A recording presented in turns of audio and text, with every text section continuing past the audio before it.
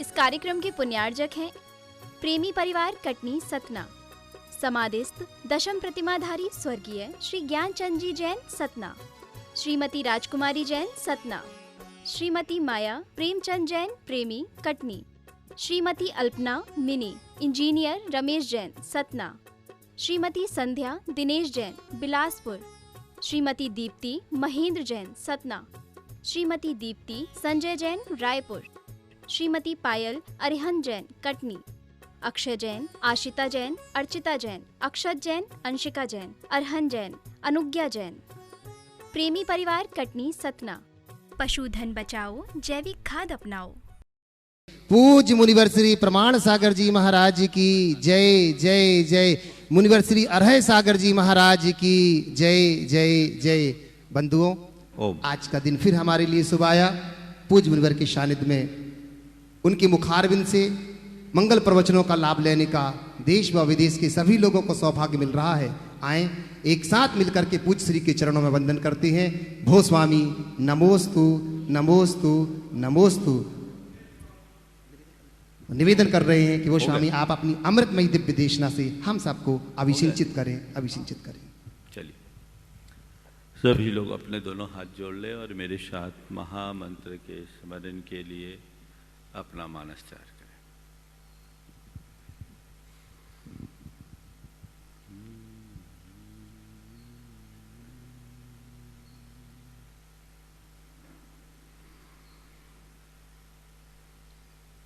नमो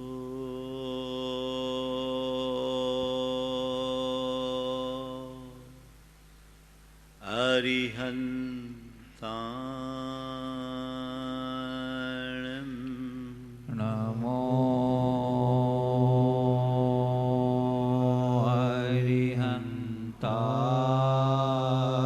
अरिहन्ताणं नमो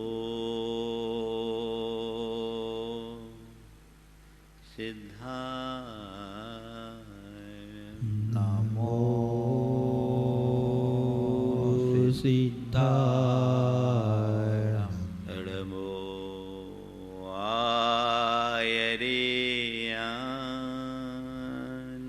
नमो आयर्याणं नमो वज्रायानं नमो वज्रायाणं नमो लोये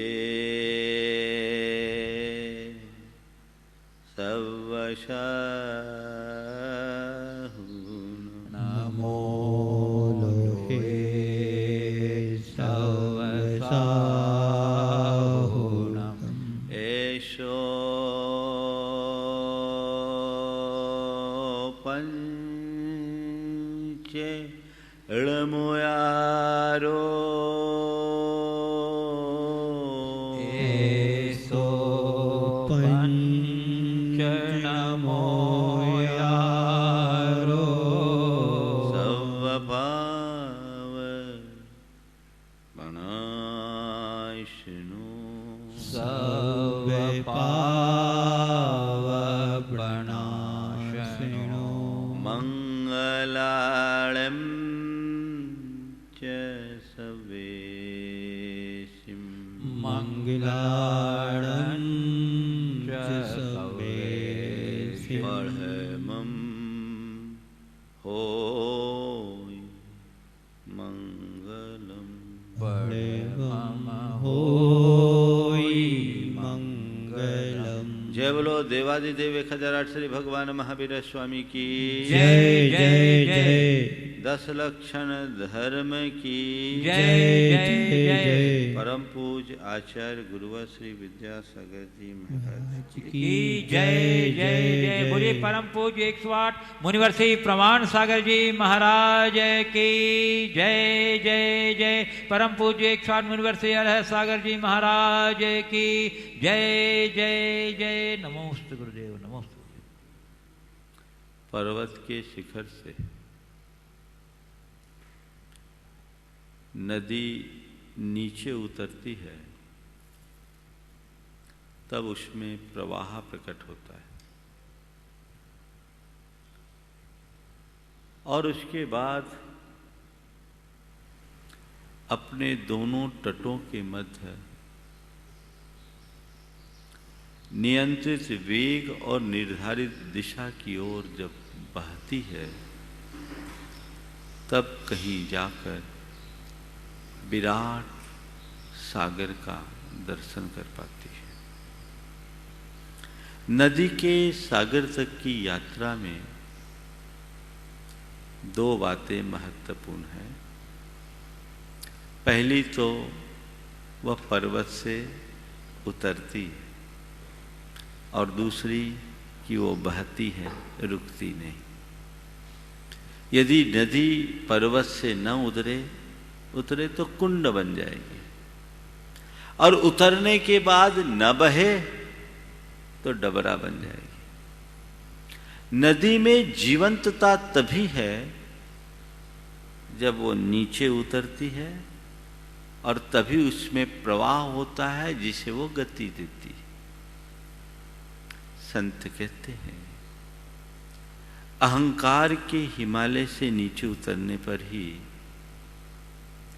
जीवन में प्रवाह उत्पन्न होता है, और यही प्रवाह जब धर्म और मर्यादा के तटों के मध्य प्रवाहित होता है, तब शांति के सागर में जाकर अपने क्षुद्र अस्तित्व को विराट स्वरूप प्रदान कर पाता है।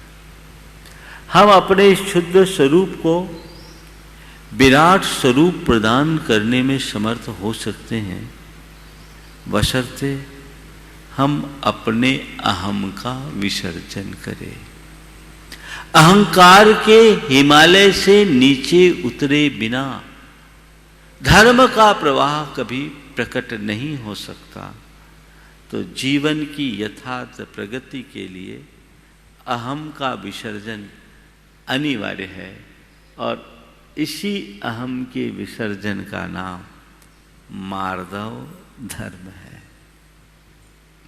बात हम मार्दव की करते हैं, अहंकार के विसर्जन की करते हैं, पर देखते हैं कि हर प्राणी के भीतर किसी न किसी रूप में अहम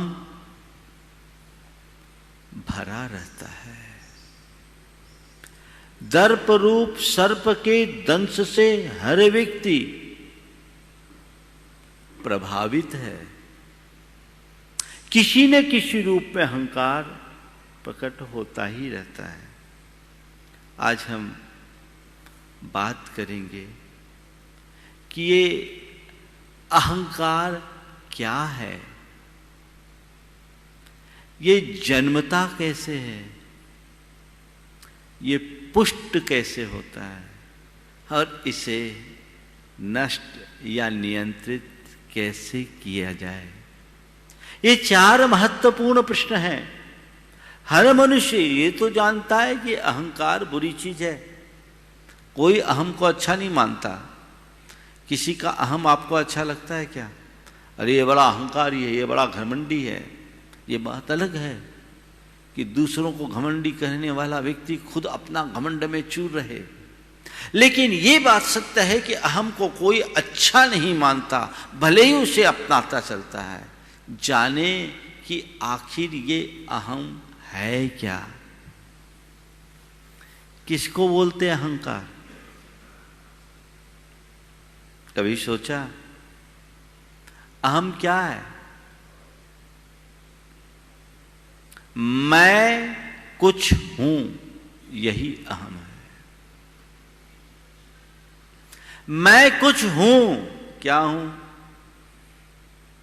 मैं अमीर हूं, मैं पैसे वाला हूं, मैं बड़ा हूं, मैं ऊंचा हूं, मैं प्रतिभाशाली हूं, मैं ज्ञानी हूं, मैं तपस्वी हूं, मैं साधु हूं, मैं अधिकारी हूं। ये सब क्या है? ये अहंकार है। लेकिन मैं आज आपसे कहने जा रहा हूं, मेरे पास जुड़ी उपलब्धियों को गिनाना मात्र अहंकार नहीं है। अपनी कमियों का अनुभव करना भी अहम है। अभिमान तो अहम है ही, दीनता भी अहंकार की ही परिणति है। मार्दव धर्म दैन्य और अभिमान दोनों से ऊपर उठने की बात सिखाता है।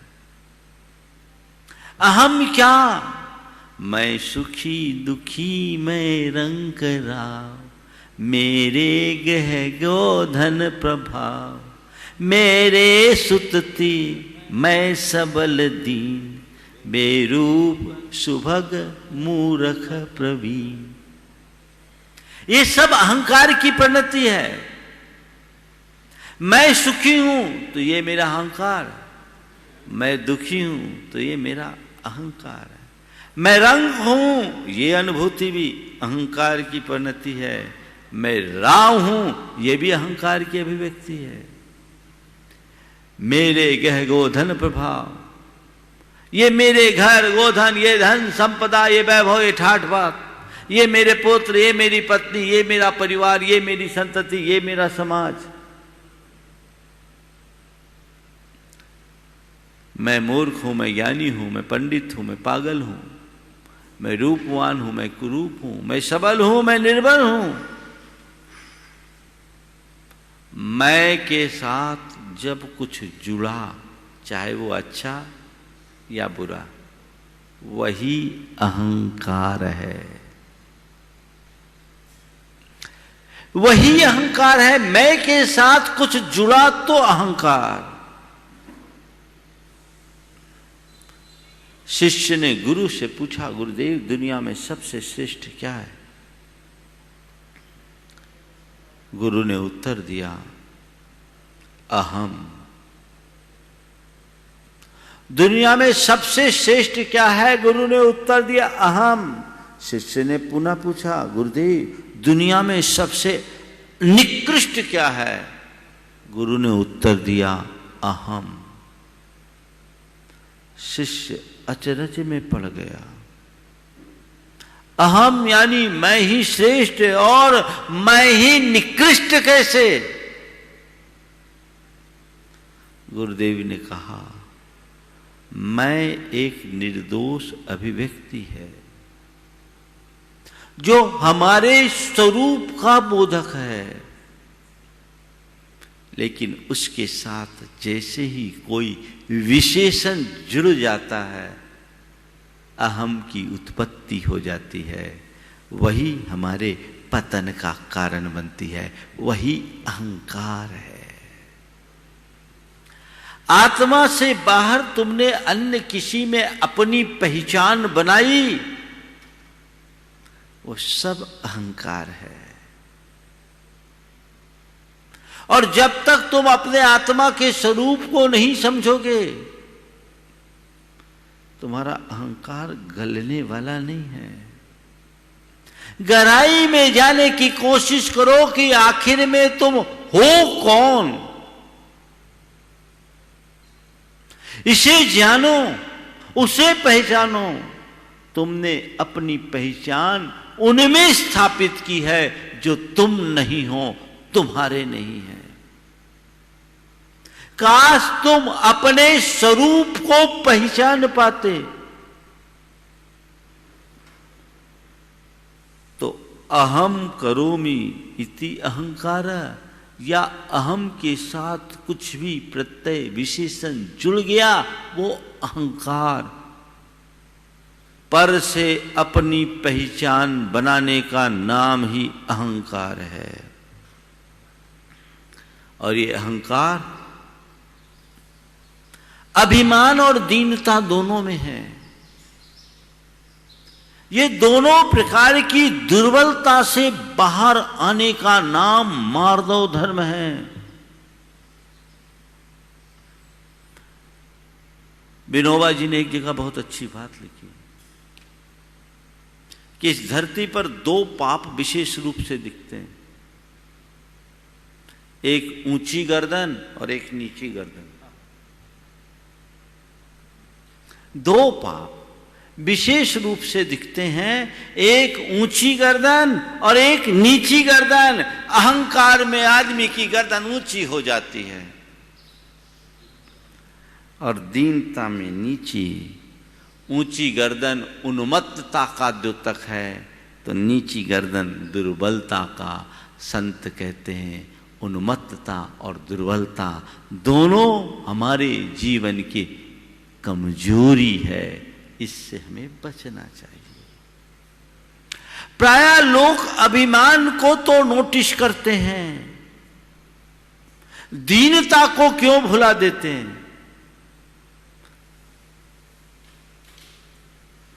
आज जो डिप्रेशन के लोग शिकार हो रहे हैं, अनेक अनेक प्रकार की मनोविकृतियों के शिकार हो रहे हैं, वो किसका परिणाम है? संत कहते हैं तुम कभी अपने आप को अपूर्ण मत मानो, तुम कभी अपने आप को अपूर्ण मत मानो और न ही किसी और को अपूर्ण समझो। तुम भी पूर्ण हो और तुम्हारे संपर्क में आने वाले हर व्यक्ति और हर वस्तु पूर्ण है। कुछ भी अपूर्ण नहीं है, सब अपने आप में परिपूर्ण है, उसे पहचानो। हीनता की बात ही नहीं आएगी। हीनता तब आती है जब हम अपने आप को अपूर्ण समझते हैं, और अभिमान तब पनपता है जब हम औरों को अपूर्ण मानने लगते हैं। और अभिमान की एक और विचित्रता है, अभिमानी व्यक्ति अपने को पूर्ण औरों को अपूर्ण मानता ही नहीं है, उन्हें अपूर्ण साबित करने की चेष्टा भी करता है। 24 घंटे उसकी केवल यही चेष्टा होती है। यही अज्ञान है। और जब तक ऐसी स्थिति बनी रहेगी, मनुष्य अपने जीवन का परम सुख नहीं ले सकेगा। संत कहते हैं स्वरूप बोध से जुड़ो, अपने स्वरूप को पहचानो। अहमिको खलु शुद्धो दंसन नानमयो सदा रूबी नवियथ मध्य किंच भी अन्नम परमानुमितम पी। मैं एक शुद्ध चैतन्य स्वरूप आत्मा हूं, दर्शन ज्ञान स्वरूप हूं। मुझसे भिन्न जगत का एक परमाणु भी मेरा नहीं है, और जो मैं हूं उसकी सानी भी संसार में कोई दूसरी नहीं। और जैसा मैं हूं वैसी दुनिया की हर वस्तु और हर व्यक्ति अपने आप में परिपूर्ण है, उसकी किसी से तुलना नहीं की जा सकती। सब कुछ अतुल है, अनुपम है, अनोखा है, अद्भुत है। इस परम सत्य को जानो। पर मनुष्य की एक बड़ी दुर्बलता है, वो सबको समान दृष्टि से देख नहीं पाता। उसे सामान्य में संतुष्टि नहीं होती, वो विशेष चाहता है। ओम, वो अपने साथ कोई ना कोई विशेषण लगाना पसंद करता है। विशेषण, कोई विशेषण। क्या मैं हूं, इसमें क्या है? कुछ नहीं। पर मैं हूं तो मैं क्या हूं? कुछ तो बोलो। कई बार लोगों के साथ बड़ी मुश्किल होती है। समाज में महत्वपूर्ण भूमिका निभाने वाले लोगों को सीधे सीधे नाम लेके बुला लिया जाए तो उनको अंदर से तकलीफ होती है, और जब 2-4 विशेषण लगा दिया जाए तो छाती फूल जाती है। हर प्राणी अपने साथ विशेषण जोड़ रखा है। यही विशेषण अहंकार है, जो हमारी चेतना का अधःपतन करती है, जिससे हमारे अंदर अनेक प्रकार की विकृतियां पनपती है। न तो अपने आप को हीन मानो, न कभी अभिमानी बनो, दोनों से बचो। तब सच्चे अर्थों में मार्दव धर्म आएगा। हीनता कब आती है? जब उपलब्धियां खो जाती है या मनुष्य अपने आप को उपलब्धि शून्य महसूस करता है। और अभिमान कब आता है? जब मनुष्य अपने को श्रेष्ठतर उपलब्धियों से परिपूर्ण मानने लगता है ना। पाने पर अभिमान और खोने में दैन्य, यही है ना। संत कहते अरे भाई यही तो अज्ञान है, और अज्ञान से ही अहंकार जन्मता है। अहंकार का जन्मदाता अज्ञान है। जिस मनुष्य के हृदय में अज्ञान पलता है वही अहंकारी होता है। जिसका अज्ञान छूट गया, जिसने ज्ञान पा लिया, उसके अंदर अहंकार कभी नहीं होगा। ज्ञान कहता है अरे जो तू है उसमें कुछ कभी जुड़ नहीं सकता और उससे कभी कुछ हट नहीं सकता। न जुड़ सकता है, न हट सकता है, न कुछ पा सकता है, न कुछ खो सकता है। उसे तो पहचान, तू तो अविनश्वर शाश्वत आत्मा है। अपने आत्म तत्व को जान, और जो तू है उसमें एक परमाणु भी अतिरिक्त जुड़ने वाला नहीं है, और जो तू है उसका एक प्रदेश भी इधर से उधर होने वाला नहीं है। तू जो है सो है, अजर अमर अटल अविनाशी शाश्वत। यथार्थतः न कुछ पाने के लायक है और न ही कुछ खोने जैसा है।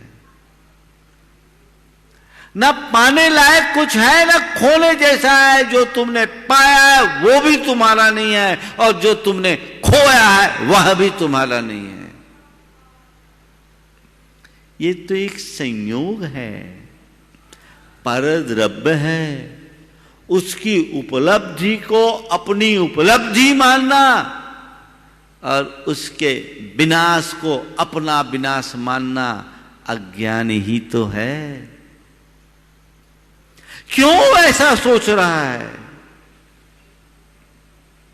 दुनिया की बड़ी बड़ी उपलब्धियां भी स्थायी नहीं है, तो दुनिया की बड़ी बड़ी विपत्तियां भी स्थायी नहीं हैं। ये ज्ञान, ये समझ तुम्हारे भीतर होनी चाहिए।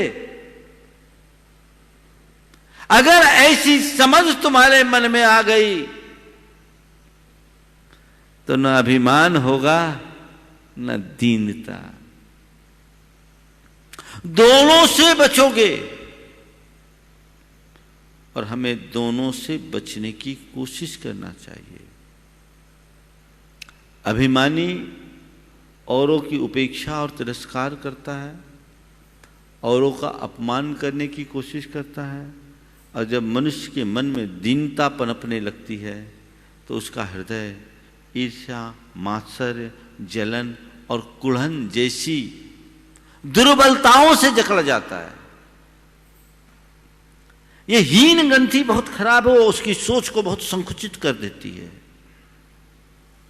अरे भाई आखिर ऐसा क्यों और किस लिए? तूने जब न कुछ पाया है न कुछ खोया है, तेरा न कुछ नष्ट हो सकता है और न ही तेरे साथ कुछ जुड़ सकता है। ये शाश्वत सत्य है। तो फिर ये अज्ञानपूर्ण भ्रम क्यों? किसके लिए?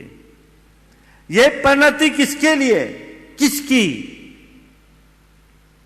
यही तो कमी है। देखो हमारी आंखें हैं ना, किसी को दूर का नहीं दिखता, तो किसी को पास का नहीं दिखता। दोनों दृष्टि दोष कहलाती है। दूर का नहीं दिखे तो भी दृष्टि दोष, और पास का ना दिखे तो भी दृष्टि दोष। अभिमानी को दूर का नहीं दिखता, उसे केवल अपने निकट का देखता है, वो केवल उसके ही गिनता है। उसकी स्थिति हाथी जैसी होती है जो अपने भीमकाय शरीर के अलावा और किसी को कुछ गिनता ही नहीं। उसकी दृष्टि केवल निकट पर होती है और एक ही बात, मैं और मेरा क्या है। उसके अलावा उसे और किसी से कोई प्रयोजन ही नहीं। औरों के संबंध में वो कुछ सोचेगा बोलेगा तो भी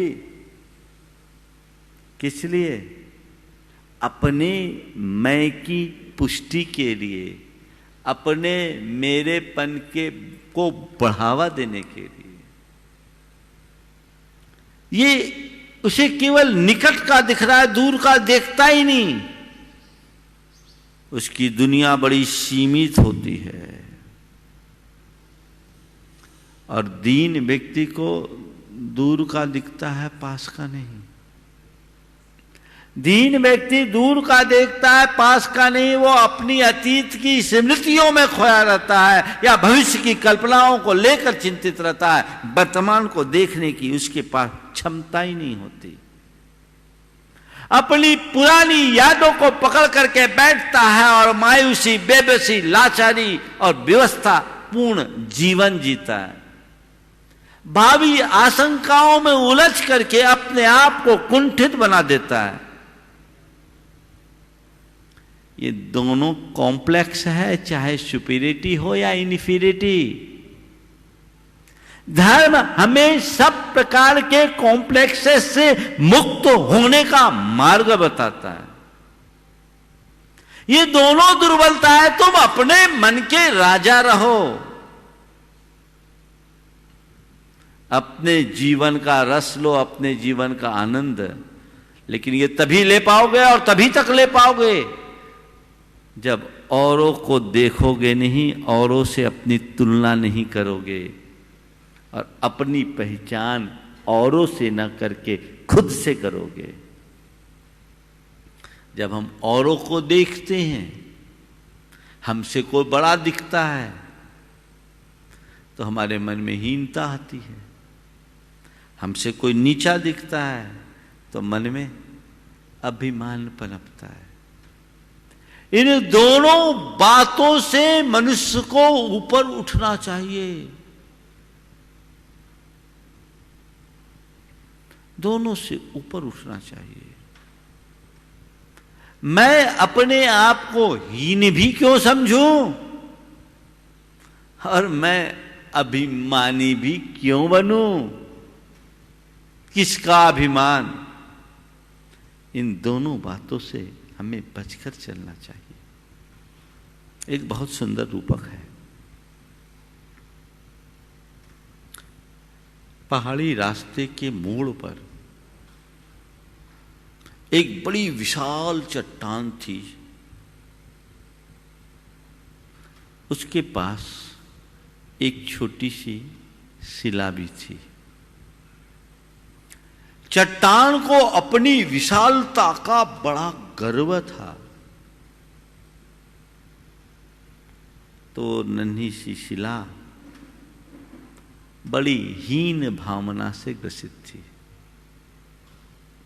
जब कभी भी वो चट्टान की तरफ देखती, उसमें मायूसी और बेबसी छाती। और चट्टान जब कभी उस शिला का मजाक उड़ाते रहती। एक दिन चट्टान ने छोटी शिला से कहा, तेरी औकात क्या? कोई भी उठा के इधर से उधर कर सकता है, तेरे टुकड़े टुकड़े कर सकता है।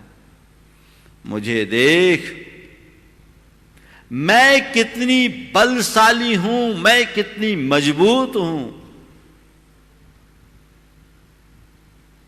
मुझे इधर से उधर करना तो दूर, कोई मुझे हिला भी नहीं सकता। मेरे पास बहुत बड़ी ताकत है। मैं चाहूं तो सबका रास्ता रोक सकती हूं, और इतना ही नहीं, मैं तो बादलों की घटाओं को भी रोककर उन्हें बरसने को मजबूर कर सकती हूं, करती हूं। तेरी क्या औकात। छोटी शिला ने कहा, बिल्कुल ठीक कह रहे हैं आप, मैं तो एक नन्ही सी नाचीज हूं, मेरे पास औकात कहां। लेकिन तुम इतना अभिमान क्यों कर रही हो बहन? सबके दिन एक से नहीं रहते, एक दिन सबका नाम शेष हो जाता है, क्या पता कल क्या हो जाए। बड़ी चट्टान ने छोटी को धुतकारते हुए कहा, ज्यादा मुंह मत चला, तेरी औकात क्या, मुझे तू अपना प्रवचन देने लगी। देख, मैं अपनी ताकत बताती हूं, कल देखना क्या होता है। सघन रात्रि में वो चट्टान सरक करके बीच सड़क पर आ गई। छोटी शिला ने उससे कहा भी कि देख बहन, ऐसा मत कर। बोले तू क्या होती है, देख मुझे कोई नहीं रोक सकता। वो बीच सड़क पर आ गई, पूरा रास्ता बाधित हो गया, दोनों तरफ मीलों तक ट्रैफिक जाम हो गया। और चट्टान ने अपने आप को गर्व से भरते हुए शिला से कहा, देखी मेरी ताकत। लोग बहुत परेशान हुए। तभी दो व्यक्ति ऐसे आए जो डायनामाइट लगाना जानते थे, बारूद लगाना जानते थे। उनने चट्टान में छेनी हथौड़ी लेकर सुराख करना शुरू किया। छोटी शिला ने कहा, बहन देख अभी भी मान जा। अरे तू क्या बोलती, ये कील मेरा क्या करेंगे, ये खोट हथौड़ी छेनी चलाते चलाते इनकी जिंदगी बीत जाएगी तो भी ये मेरा कुछ नहीं कर पाएंगे। मेरी काया देखती है, मैं कितनी विशाल हूं, मैं कितनी विशाल हूं। चट्टान ने जोर का ठास किया। नन्ही शिला चुपचाप सब कुछ देखते सुनते रह गई। अचानक लगातार छेनी हथौड़ी चलाते चलाते उस विशाल चट्टान में दो सुराख हुई, और सुराख करने के बाद उसमें बारूद भरा गया, और थोड़ी दूर जाकर उसमें बत्ती लगाई गई। जोरदार विस्फोट हुआ, चारों तरफ धुआं धुआं हो गया। सबका रास्ता रोकने वाले उस चट्टान के अंग अंग बिखर गए, टुकड़े टुकड़े में बट गया। पूरी चट्टान के टुकड़े टुकड़े हो गए, चकनाचूर हो गए। शिला ने देखा तो सिहर उठी कि जो चट्टान इतने गर्व में उन्मत्त थी, अब वो खंड खंड हो गई। बंधुओं, मैं केवल आपसे इतना ही कहना चाहता हूं, ये रूपक हमें एक बहुत गहरा संदेश दे रहा है कि जो अहंकार में आकर अपने शक्ति के मद में चूर होकर औरों का रास्ता रोकने आता है, एक दिन वो चकनाचूर हो जाता है। अपने मन में ये बात बिठानी चाहिए। तो अभिमान को अपने मन में कभी हावी मत होने दो, तो दीनता को भी अपने हृदय में स्थान न लेने दो। सहज जीवन जियो, जो हूं सो हूं। इसके लिए अज्ञान मिटना जरूरी है। तो अहंकार क्या है? अपने साथ कोई विशेषण को जोड़ लेना ही अहंकार है, और इसका जन्मदाता है अज्ञान। और ये फलता कैसे है, फैलता कैसे है? ये मोह, ममत्व और मूर्छा के कारण।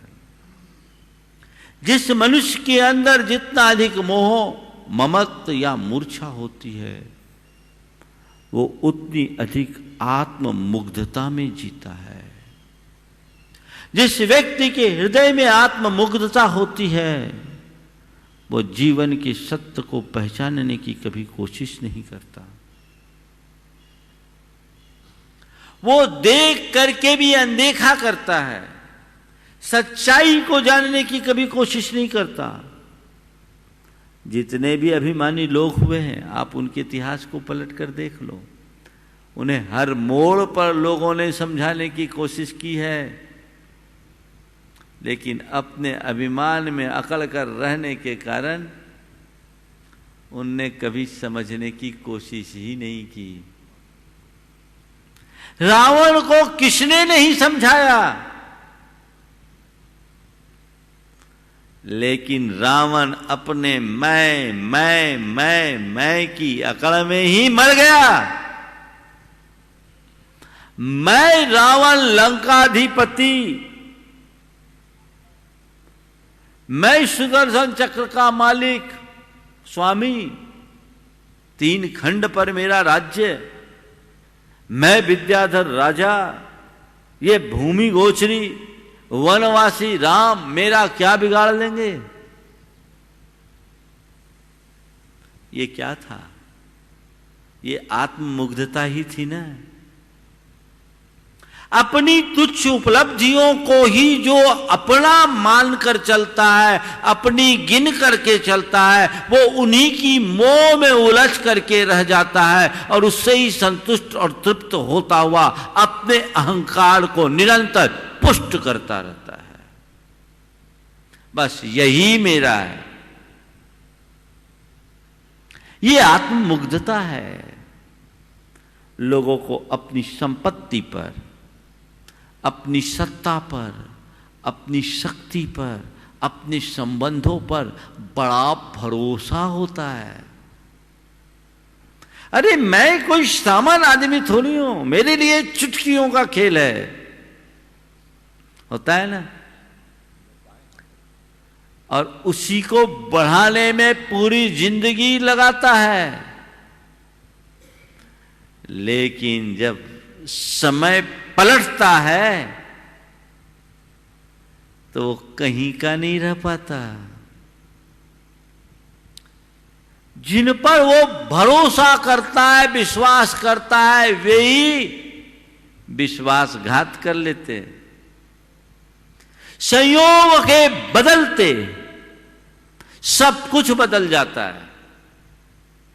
हमने इतिहास में अनेक कहानियां पढ़ी और सुनी है कि एक ही रात में राजा को रंक बनते और रंक को राजा बनते कोई देर नहीं लगती। कब तख्ता पलटे और सत्ता बदल जाए। आज भी हम देखते हैं, अगर कोई बड़ी उपलब्धि पा लिया, एक पार्षदी का भी मेंबर बन जाता है, तो लगता है जैसे कि बड़ा मिनिस्टर बन गया, है ना। लेकिन बाद में जब चुनाव हारता है तो नाम के आगे भूत और लग जाता है ना। भूत लग गया। संत कहते हैं जो पद के पीछे भागता है वो भूतपूर्व बन जाता है, और जो पद से मुंह मोड़कर निज पद को निहारता है वो अभूतपूर्व कहलाता है। निज पद को पहचानो। तुम्हारे अंदर की जितनी भी अहंतापूर्ण मान्यताएं, अवधारणाएं हैं, महत्वाकांक्षाएं हैं, ये सब इसी अहंकार की परिणति है। अपने अहंकार को पुष्ट करने के लिए तुम्हारे द्वारा बुना गया जाल है, जिस जाल को मनुष्य खुद अपने हाथों बुनता है और पूरी जिंदगी उसी में उलझ करके रह जाता है। इससे बाहर आओ, इससे बचो और अपने जीवन को सही दिशा देने का प्रयास करो। जितना मोह भाव होगा उतना अहम बढ़ेगा। अज्ञान से अहंकार जन्मता है और मोहजन आत्ममुग्धता उस अहंकार को पुष्ट करता रहता है। वो उसे कभी असलियत को देखने नहीं देता, वो उसी में उलझ कर रह जाता है। संत कहते आत्ममुग्ध मत हो, जीवन के यथार्थ को जानो।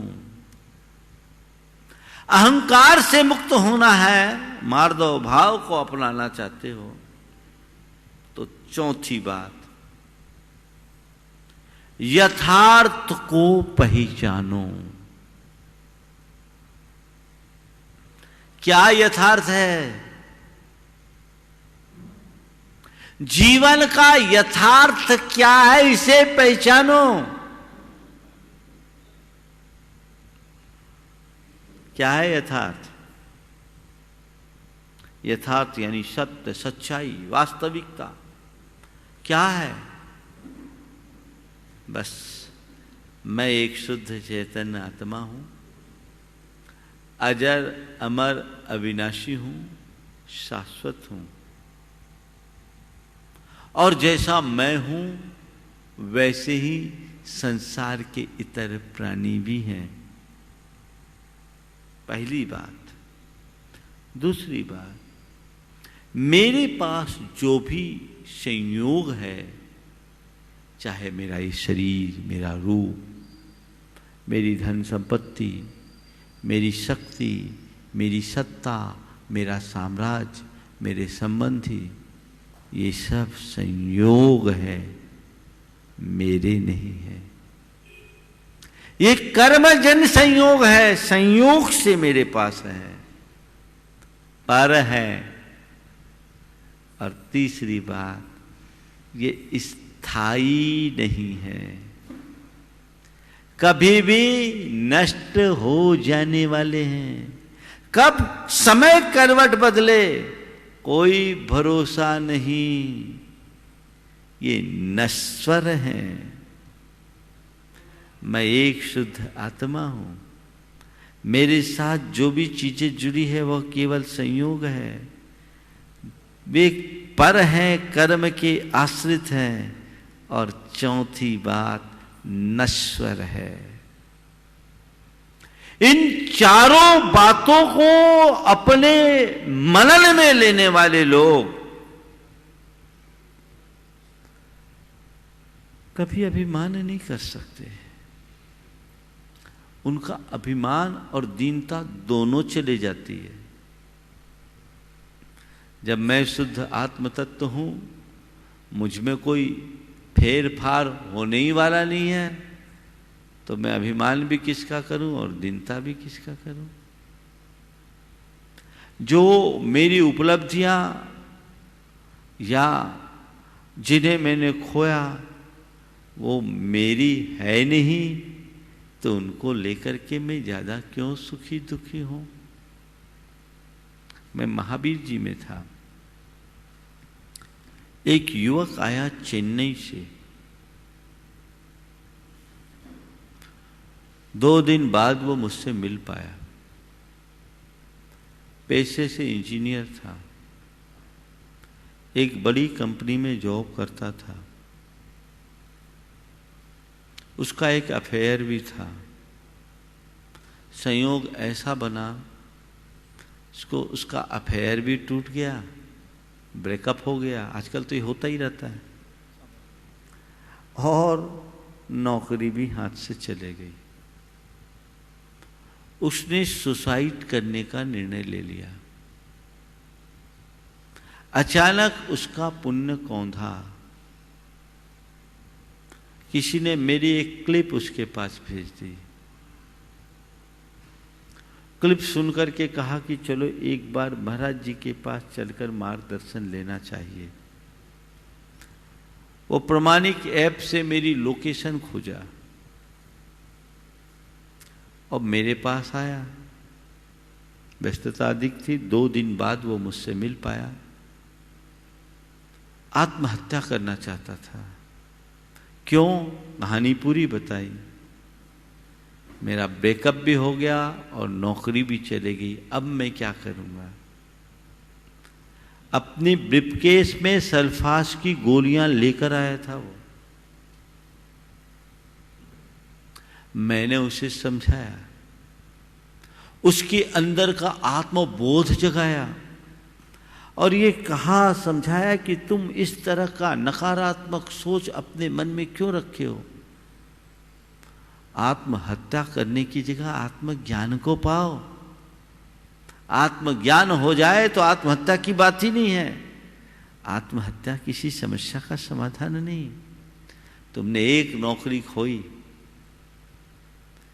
तो कल दूसरी भी मिल सकती है, और नौकरी खोने को लेकर क्यों रो रहे हो सकता है ये घटना कल तुम्हें इतनी समर्थ बना दे कि तुम औरों को नौकरी दे सको। अब नौकरी खोई है तो इसके विषय में सोचने की जगह अब मैं इस लायक बनूं कि मैं नौकरी दे सकूं। उनके पिताजी के पास 150 एकड़ जमीन थी और बड़ी अच्छी खेती की जमीन थी। अपने माँ बाप का इकलौता बेटा था और कोई आगे पीछे था नहीं। मैंने उसे अपने तरीके से संबोधा और ये कहा, तू अपनी आत्मा को देख, न तूने कुछ खोया न पाया। जिसे तू ब्रेकअप कह रहा है ये तो आजकल चलता रहता है। अच्छा हुआ समय से पहले सामने वाले ने तुम्हें अपनी वास्तविकता का परिचय दे दिया। यदि यही काम कल विवाह के बाद होता तो तू कहाँ का रहता? थोड़ा पॉजिटिव सोच। और ये संयोग है, संयोग इस तरह के बनते बदलते रहते हैं। अपने मन की हीन भावना को निकालो। तुम इस घटना को अगर देखो तो तटस्थ भाव से देखो या सकारात्मक दृष्टि से कि हमने खोया नहीं, पाया है। जो ब्रेकअप हुआ तेरी दृष्टि में धोखा है, पर मैं कह सकता हूं तुम्हें आंख खोलने का मौका है। धोखे में भी मौका ढूंढा जा सकता है। और नौकरी गई तो तेरे भीतर एक नए संकल्प को जागृत करने का अवसर भी बन सकती है। मैंने उसे अपने तरीके से मोटिवेट किया। 10-15 मिनट का समय लगा। उसका मन प्रमुदित हो गया। वापस उसके चेहरे पर उल्लास का भाव दिखने लगा। मैंने उससे कहा, ब्रीफकेस लाओ, खोलो। उसकी उस सल्फास की गोली को मैंने नष्ट कराया और कहा कि अब जीवन में कभी ऐसा नहीं करेंगे, संकल्प करना। उसने मेरी बात को पूरी तरह माना। उसके बाद अपने घर गया, अपने माँ बाप को बताया, अपने माँ बाप के साथ मेरे पास आया और आज वो एक बहुत अच्छी कंपनी का मालिक बन करके जी रहा है। व्यक्ति के हृदय में आध्यात्मिक प्रकाश हो तो उसके जीवन में कभी भटकाव नहीं आ सकता। आत्म तत्व को समझो। मैं कौन हूं, मेरा क्या है, ये जानना बहुत जरूरी है। तो जो मैं हूं, जो मेरा है, उसमें कोई फेर बदल नहीं हो सकता। ये जीवन का यथार्थ है। एगो में शास्त्र दो आधा। मैं एक शाश्वत आत्मा हूं, उसमें कोई परिवर्तन कतई नहीं।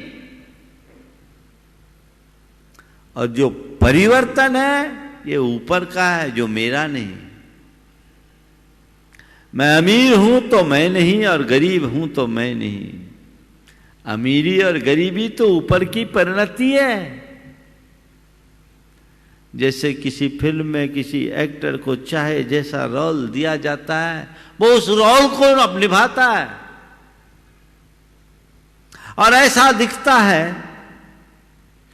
मानो एकदम वो वैसा ही हो गया। कभी भिखारी का रोल होता है तो भिखारी भी बन जाता है, सम्राट का रोल होता है तो सम्राट भी बन जाता है। और कोई अच्छा एक्टर जब एक्टिंग करता है तो हमें वो भिखारी दिखता है, भिखारी एक्टर नहीं दिखता, सम्राट दिखता है, एक्टर नहीं दिखता। सम्राट के रोल में सम्राट और भिखारी के रोल में भिखारी बनने वाला वो एक्टर अपने आप को केवल एक्टर मानता है, न कि भिखारी और सम्राट। वो जान रहा है ये रियल लाइफ है, रियल लाइफ में इसका कोई स्थान नहीं। तो ये संसार में जो भी संयोग तुम्हें दिख रहे हैं ये रियल नहीं है, रील है।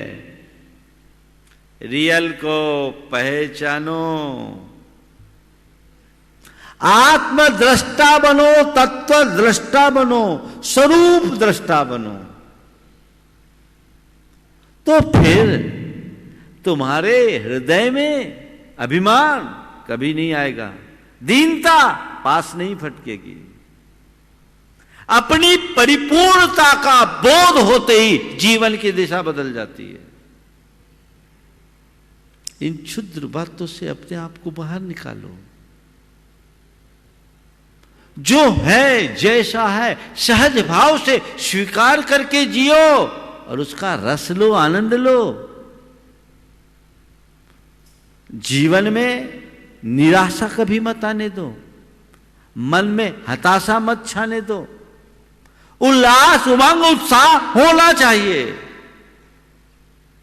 तभी तुम इस जीवन का रस ले पाओगे। मार्दव धर्म का यही मतलब है, दीनता और अभिमान से मुक्ति। प्राय उपदेशों में यही कहा जाता, अभिमान मत करो, अभिमान मत करो, अभिमान मत करो। मुझे लगता आज अभिमान से ज्यादा डिप्रेशन के रोगी हैं, और जो अभिमानी होते हैं वही ज्यादा डिप्रेशन के शिकार होते हैं। क्यों? जो ऊपर उड़ता है ना फिर नीचे आता, उसका हाल बहुत बेहाल होता है। देखो बैलून होते हैं ना, बैलून में एक बार हवा भर दो तो उसकी शक्ल अलग, बहुत खूबसूरती दिखती है बैलून में हवा भरने के बाद। लेकिन जब उसकी हवा निकल जाती है तो उस बैलून की शक्ल कैसी होती? हाँ, जब बैलून में हवा भरी होती है तो बैलून की एक अलग खूबसूरती होती है, लेकिन बैलून से जब हवा निकल जाती है तो उसकी क्या दशा होती है? उसका सारा रूप सौंदर्य खत्म हो जाता है। ऐसे ही जो लोग हवा में उड़ते हैं, जिनके अंदर खूब हवा भरी रहती है ना, तब तक तो बिल्कुल अकड़ करके चलते हैं, और जब हवा निकल जाती है तो उनकी दशा वो हवा निकले हुए बैलून जैसी होती है। सारी चमक दमक श्री शोभा कांति खत्म, मुंह लटका। क्या हो गया? सिवाय नाम के बाकी असर निशा से न थे। सिवाय नाम के बाकी असर निशा से न थे। जमी से दब गए झुकते जो आसमां से न थे। जमी में दब गए झुकते जो आसमां से न थे। वो दशा उनकी ज्यादा भयानक होती है। अंदर से अपने आप को पहले से मान के रखो ना, अरे ये तो ऊपर का खेल है, कर्म खिला रहा है, मैं खेलूंगा। राजा बना दे तो मैं राजी, और रंक बना दे तो मैं राजी, सम्राट बना दे तो मैं राजी, भिखारी बना दे तो मैं राजी, रूपवान बना दे तो मैं राजी, कुरूप बना दे तो मैं राजी, अमीर बना दे तो मैं राजी, गरीब बना दे तो मैं राजी, पंडित बना दे तो मैं राजी, मूर्ख बना दे तो मैं राजी, ज्ञानी बना दे तो मैं राजी, और मूढ़ बना दे तो मैं राजी। जो है जैसा है सब कुछ सहज स्वीकार्य है। ये है मार्दव धर्म। ये घटित होगा जब तुम जीवन के यथार्थ को हृदय में अवधारित करोगे। लोग जान करके भी अनजान बनते हैं। सब जानते, सबको पता है, लेकिन भीतर का जो मोह है उसे दृढ़ नहीं रहने देता, वो उसी में उलझा देता है। पर में आत्मबुद्धि तुम्हें अहंकार से मुक्त नहीं होने देगी। इसलिए ज्ञान पाओ, आध्यात्मिक दृष्टि लाओ। जिस मनुष्य के हृदय में वास्तविक बोध प्रकट हो जाता है, उसके सारे दोष और दुर्बलताएं धीरे धीरे दूर होने लगती है। अपने अंतर्गत दोषों और दुर्बलताओं को दूर करने का एक ही रास्ता है, वह जीवन के यथार्थ का बोध, आत्मज्ञान, जिसके बल पर जीवन में आमूलचूल परिवर्तन घटित किया जा सकता है। जीवन का परम रस केवल इससे ही मिल सकता है और कोई दूसरा रास्ता नहीं है। वैसी दृष्टि उद्घाटित कीजिए, तब आप जीवन का आनंद ले सकेंगे। तो ये मैं शुद्ध शाश्वत आत्मा हूं, जिसमें कोई फेर फार नहीं हो सकता, और मेरे साथ जो संयोग है वे मेरे नहीं पर हैं, कर्म के संयोग हैं। मेरे पास हैं, मेरे नहीं। और चौथी बात, सब नश्वर हैं। आज हैं, कल रहे न रहे, कोई भरोसा नहीं। किसका मैं गुमान करूं? कब क्या हो जाए कोई पता नहीं। एक पल में सब कुछ बदल जाता है, एक पल में सब कुछ बदल जाता है, इंसान उसे समझ नहीं पाता। क्या है जीवन? जीवन की सच्चाई को समझो। हवा के वेग में कागज का टुकड़ा उड़ा, पर्वत के शिखर पर जा पहुंचा। हवा के वेग में उड़ा कागज का टुकड़ा पर्वत के शिखर पर जा पहुंचा। पर्वत ने कागज का स्वागत करते हुए पूछा, भाई यहां कैसे? हवा के वेग में उड़ा कागज का टुकड़ा पर्वत के शिखर पर जा पहुंचा। पर्वत ने कागज का स्वागत करते हुए पूछा, भाई इधर कैसे? अपने दम पर और कैसे? कागज ने अकड़ कर जवाब दिया, अपनी दम पर और कैसे? उसका जवाब पूरा ही नहीं हो पाया। तभी हवा का एक दूसरा वेग आया, कागज को उड़ाया। अगली पल देखा वह कागज गटर में गल गया था। बस यही औकात है तुम्हारी। पुण्य की हवा तुम्हें शिखर पर पहुंचाती है, और पाप का झोंका आते ही नालियों में सड़ना पड़ता है। कब क्या हो जाए कुछ पता नहीं। जीवन का कोई भरोसा नहीं, सब कुछ बदल सकता है। इसलिए अपने जीवन को बदलो। यह जीवन जल है, आसमान का नहीं मूड़, धरती ने दिया उधार, धरा का यह धन है। यह जीवन जल है, आसमान का नहीं मूड़, धरती ने दिया उधार, धरा का यह धन है। तेरा इसे नभ में ही रोक रखने का प्रण तेरे विनाश का सबसे पहला कारण है। तेरा इसे नभ में ही रोक रखने का प्रण तेरे विनाश का सबसे पहला कारण है। तू इसे किसी भी ऊंचाई पर करे कैद, बहने को तो पर जल नीचे ही आएगा। उतनी होगी इसकी तेज प्रहार, जितना ही ऊंचा इसे उठाया जाएगा। यह जीवन जल है, आसमान का नहीं मूड़, धरती ने दिया उधार, धरा का यह धन है। सब क्षण क्षयी है, क्षण भंगुर है, नश्वर है, कब पलट जाए कोई पता नहीं। मुन्ना भाई बड़े प्रिय भजन गाते हैं, समय को भरोसो को नी। चार लाइनें सुना दो। हाँ हाँ, बहुत अच्छा है आज के मौके में। चालू करो। हाँ, समय को भरोसो कदी कदी गीदड़ा सू सिंह हार जावे, समय को भरोसो को नी, कद पलटी मार जावे। समय को भरोसो को नी, कद पलटी मार जावे। कदी कदी गीदड़ा सू, कदी कदी गीदड़ा सू सिंह हार जावे,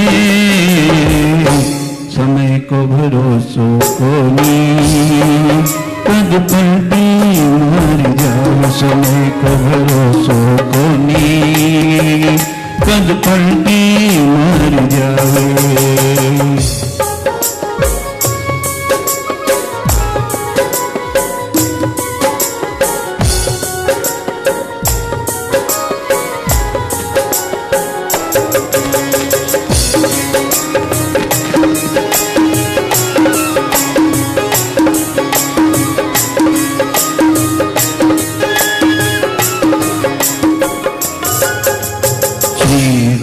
राजा का बेटा बात समझ नहीं आवे। श्री राम राजा का बेटा बात समझ नहीं आवे। दशरथ सोचे राजा बंशी वो जंगल में जावे। दशरथ सोचे राजा बंशी वो जंगल में जावे। नारी नारी करता डोले, नारी नारी करता डोले, आंसुड़ा टपकावे। समय को भरोसो को नी, कद पलटी मार जावे। समय को भरोसो को नी, कद पलटी मार जावे। यही संदेश हम आत्मसात करें और अपने जीवन को सही दिशा दें। आज के इस मार्दव धर्म के दिन एक नई दृष्टि हो, जीवन में सहजता समरसता उत्पन्न करने की, न दीनता न अभिमान, सहज रूप से सहज बोध और सहज भाव के साथ जीने का अभ्यास बनाए तो जीवन की एक अलग अनुभूति होगी। भावना योग इसमें बहुत कारगर है, जो एक एक करके हमारी सारी दुर्बलताओं को दूर करती है। समय आप सबका हो रहा है, अभी विधान शेष है। कल से कार्यक्रम में एक परिवर्तन है। कल से जो पूजन का कार्यक्रम है, साथ जो 8:20 पर 8:20 पे होता है ना शांति धारा आती है, वो कल से 7:20 पर जो शांति धारा आती है 7:20 से आएगी और 7:30 से यहाँ पूजन प्रारंभ होगी। 8:45 तक आप अपनी पूजाएं पूरी करिएगा, 8:40 तक। उसके बाद 8:45 से प्रवचन होगा, 9:45 तक प्रवचन और 9:45 के बाद 10:30 तक में विधान हो जाएगा। ये व्यवस्थित ताकि लिंक न टूटे। तो कल से कार्यक्रम पूजन का 7:30 बजे प्रारंभ होगा और 7:20 से जो शांति धारा आती है सभी दर्शक उसी शांति धारा में व्यवस्थित करेंगे। अगर संयोग बना तो दोनों जगह की शांति धारा यहीं से हो जाएगी, यहाँ का भी और वहाँ का भी सब देख लेंगे। उस शांति धारा में अपने आप को 7:20 से संयोजित करें और यहाँ करें और उसके पूर्व की अभिषेक आदि की प्रारंभिक क्रियाएं आप सब यहाँ संपन्न कर लेंगे।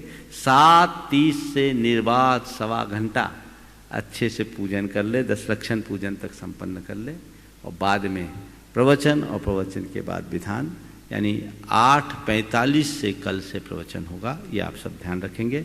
हम पार्श्वनाथ भगवान की 9 बार जाप करके विराम लेंगे। ओम ह्रीं अर्हं श्री पार्श्वनाथ जिनेन्द्राय नमो नमः। ओम ह्रीं अर्हं श्री पार्श्वनाथ जिनेन्द्राय नमो नमः। ओम ह्रीं अर्हं श्री पार्श्वनाथ जिनेन्द्राय नमो नमः। ओम ह्रीं अर्हं श्री पार्श्वनाथ जिनेन्द्राय नमो नमः। ओम ह्रीं अर्हं श्री पार्श्वनाथ जिनेन्द्राय नमो नमः।